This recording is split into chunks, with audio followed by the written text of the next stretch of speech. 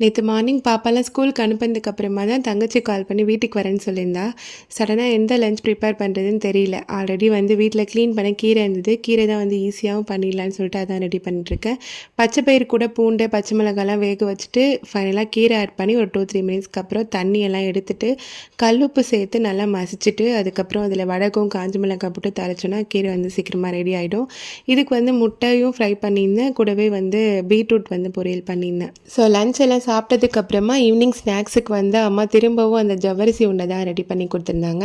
2 பேர் நல்லா சாப்பிட்டோம். அதுக்கப்புறம் நைட் டின்னருக்கு வந்து ஃப்ரைட் சிக்கன் பிரியாணி. ஆல்ரெடி இந்த ரெசிபி வந்து ஒரு லாங் வீடியோவில் இருக்கும்.